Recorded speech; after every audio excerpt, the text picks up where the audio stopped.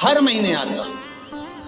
जब आपके हृदय में कभी कोई बात आ जाए कि बाबा आज मेरा मन ये कह रहा है और आपको सुनना है बाबा, आपको स्वीकारना है बाबा, आपको मेरे मन की बात जानना है बाबा, बस हाथ में चंदन लगाया, बेलपत्री का भाग इस तरह से पकड़कर शिव जी से अपने हृदय की बात कहकर, मेरे देवाधिदेव महादेव से दिल से कहकर, अशोक सुंदरी वाली जो जगह होती है, आपको बताया है अशोक सुंदरी का जो स्थान होता है, ये शिवलिंग या अशोक सुंदरी की जगह, इस बेलपत्र को अशोक सुंदरी वाली जगह पर जहाँ शिवलिंग है, शिवलिंग की साइड पर पहले नंबर की पत्ती का मुख होना चाहिए, बस उसको रख दीजिए और उस पर थोड़ी देर हाथ रखकर अपने हृदय की बात मेरे महादेव को दिल से कहकर आ जाइए। अगली सोमवार की अष्टमी या अगला प्रदोष या अगली शिवरात्रि जब आती है, मेरा महादेव आपकी मनोकामना का भाव पूर्ण करता है। ये शिव तत्व है। एक बात अपने जीवन में उतार कर रखिएगा, सोमवार की अष्टमी,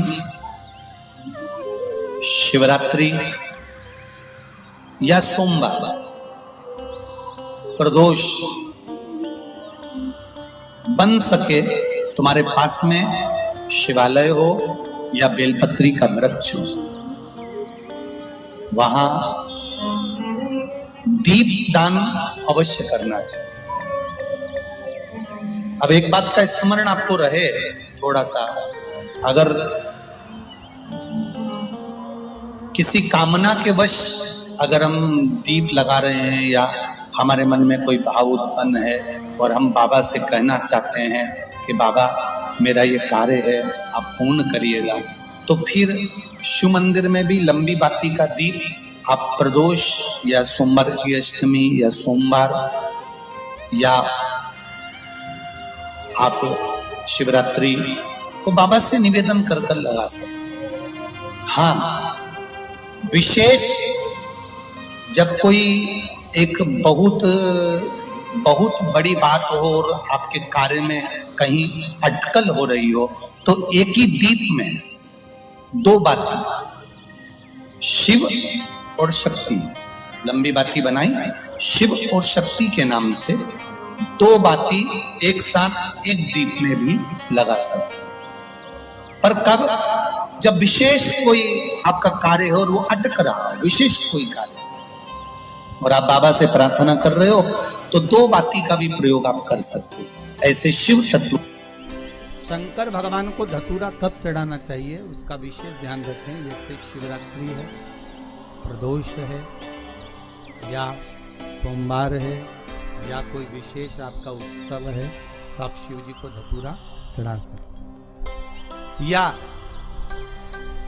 विशेष कोई बीमारी ऐसी लग गई है या विशेष कोई तकलीफ ऐसी हो गई है जिसका निवारण नहीं हो रहा, तो आप धतूरा चढ़ा सकते। धतूरा चढ़ाने का भी एक क्रम है। हल्दी में भिगोकर धतूरा चढ़ाया जाता है लक्ष्मी के लिए। चंदन में भिगोकर धतूरा चढ़ाया जाता है आयु की वृद्धि के लिए।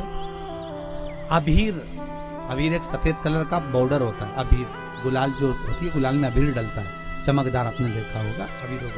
तो अबीर में धतूरा जो डुबो कर चढ़ाया जाता है, अबीर को लगाकर चढ़ाया जाता है, वो रोग मुक्ति का काय के लिए होता है, वो रोग मुक्ति, रोग की मुक्ति। धतूरे का भी एक स्मरण होता है महाराज। बहुत भारी रोग है, बीमारी लग गई है, डॉक्टर अपना काम कर रहे हैं, घर का व्यक्ति बहुत बीमार हालत में पड़ा हुआ है, तो बेलपत्री के वृक्ष के नीचे भी शिवलिंग का निर्माण कर कर एक धतूरा समर्पित करा जाता है, जिससे रोग से मुक्ति होती है। उसमें ना तो हल्दी लगाई जाती है, ना चंदन लगाया जाता है, ना अबीर लगाया जाता है, केवल धतूरा चढ़ाया। जिसके जीवन में हमेशा कांटे ही मिले हैं, बेटी बड़ी हुई तो घर में मायके में दुख देखा, और मायके से गई ससुराल में तो ससुराल में दुख देखा, ससुराल में भी दुख देखने के बाद में भी पति को बहुत कुछ काम खुलवाया, बहुत धंधे खुलवाए, नौकरी लगवाई, पर वो पति बार बार छोड़ कर आ गया, बार बार तकलीफ भोग रहा है, बार बार कष्ट भोग रहा है। फिर थोड़े दिन काम करता है, थोड़े दिन छूट जाता है, फिर व्यापार में बढ़ता है, फिर छूट जाता है, फिर कोई दुकान खुलवाई, थोड़े दिन अच्छी चली, फिर वापस वहीं घर पर आकर बैठ गया। अर्थात उसके जीवन में वो शूलता चल रही है। तो बाबा देवाधिदेव महादेव कहते हैं, ये 3 घड़ी, 3 पल, 3 नक्षत्र, 3 समय, 3 दिन में जो शूल मुझे समर्पित करता है, उसके जीवन से मैं शूल हटा देता हूं। वो 3 दिन लिखे स्कंद पुराण में।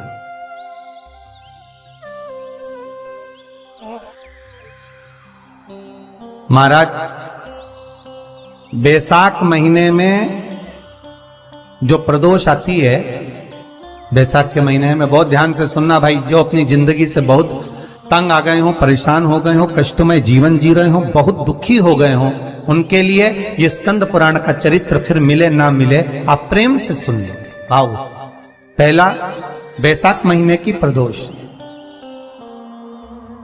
चाहे वो शनिचरी प्रदोष हो, चाहे रविवार की हो, सोमवार की हो, मंगल की हो, बुधवार की हो, गुरुवार की हो, शुक्रवार की हो, शनिवार की हो, कोई भी वार की हो, पर बैसाख महीने की प्रदोष, प्रदोष काल में शाम का समय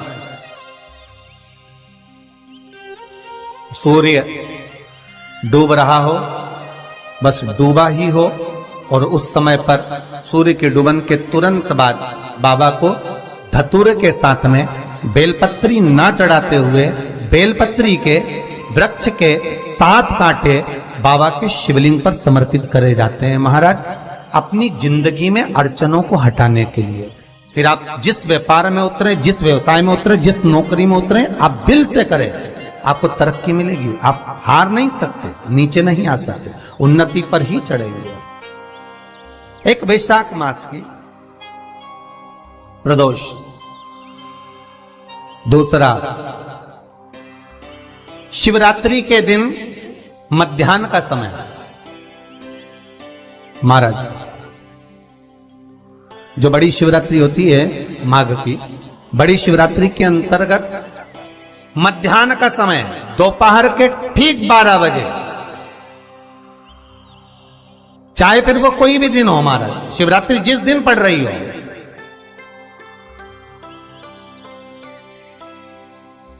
उस दिन भी धतूरे के साथ बाबा को 7 कांटे बेलपत्री के वृक्ष के समर्पित होते हैं महाराज। इसमें आप ये वाले जो कांटे हैं, जो शिवरात्रि के दोपहर 12 बजे वाले हैं, अगर कोई मदिरा पीने वाला हो, व्यसन में डूबने वाला हो, कोई जुआ खेलने वाला हो, कोई गलत वैश्यावृत्ति करने वाला, या अपने मार्ग से विचलित कोई व्यक्ति है, उसके लिए भी ये कांटे बहुत काम आते हैं महाराज। दूसरा, पार्वती, तेरे द्वारा तेरे नयन अश्रु से जो प्रगटा हुआ बेल का वृक्ष है, द्वितीय शूल मैं वहां धारण करता, तृतीय शूल, तीसरा शूल जो वर्णन करा गया महाराज, भगवान श्रावण के महीने में जो भी दूसरा सोमवार पड़े, जो भी पड़े, श्रावण के महीने का जो दूसरा सोमवार होता है, उस दूसरे सोमवार में रात्रि के समय पर, अर्थात शास्त्र अब घड़ी और पल का स्मरण करेंगे तो रात्रि के बजेंगे 10 से 12 बजे महाराज, 10 से 12 के बीच में धतूरे के साथ बाबा को शूल समर्पित होता है महाराज। ये भी हमारी बाधाओं को, हमारी तकलीफों को, व्यापार व्यवसाय के लिए, नौकरी सर्विस के लिए, बहुत सारे एग्जाम में आप बैठ लिए, गवर्नमेंट एग्जाम के लिए बैठ लिए, नहीं हो रहा, ये 3 बार मेरे शंकर को बेलपत्री के वृक्ष के शूल समर्पित होते हैं, उसका आनंद पाना और उससे अपने को सुख प्राप्त करना।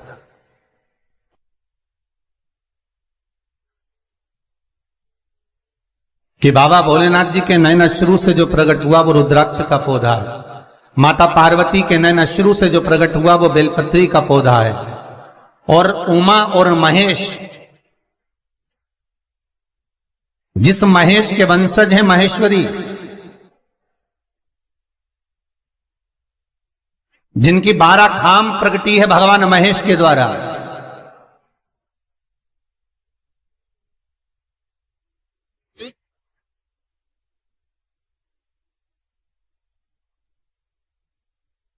वो महेश और उमा, उमा और महेश का जो चरित्र है कि उमा और महेश का जब प्रागट्य हुआ, उमा और महेश जब दोनों आनंद में विभोर होकर जब चलते हैं और दोनों के बैठने से तप मुद्रा से जो पौधा उत्पन्न होता है वो शमी का पौधा है।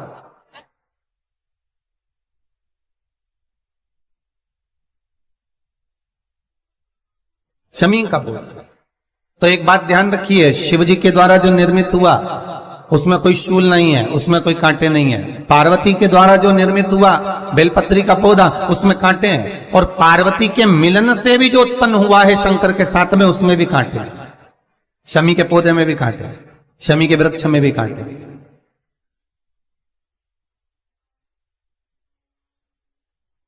तो पार्वती जी स्कंद पुराण में एक प्रश्न कर रही हैं भोलेनाथ जी से कि प्रभु मुझे ये बताओ कि आपके द्वारा जो निर्मित हुआ उसमें शूलता नहीं है,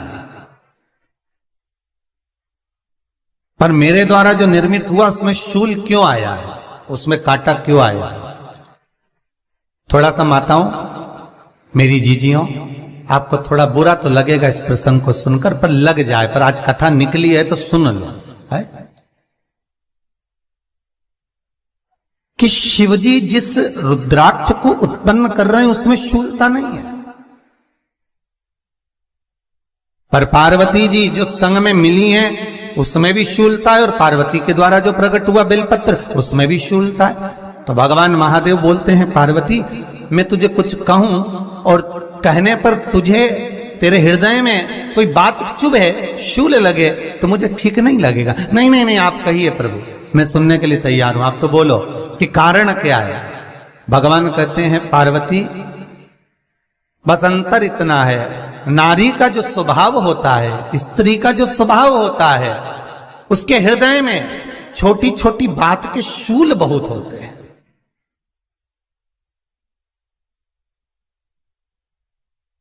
जेठानी ने ये कह दिया, देवरानी ने ये कह दिया, तुम्हारी मम्मी ये बोल दी, तुम्हारे पापा ने ये कह दिया, तुम्हारी बहनों ने ये कह दिया, तुम्हारे भाई ने ये कह दिया, तुम्हारे रिश्तेदार ने ये बोल दिया। ये नारी के भीतर ये शूलता रहती है।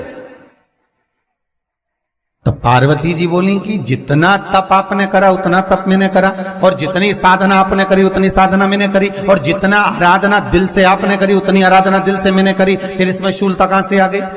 भगवान शिव बोले, बस पार्वती बात इतनी सी है कि जब मैं आराधना करने बैठता हूं तो मेरी दृष्टि में सम्मुख में कुछ नहीं होता।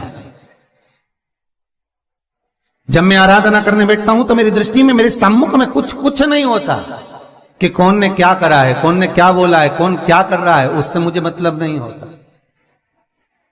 उससे मुझे कोई मतलब नहीं। पर पार्वती जब तू आराधना करने भी बैठती है ना, तो तेरी चित्त वृत्ति में कहीं ना कहीं किसी ना किसी रूप में कोई शूल आ ही जाता है।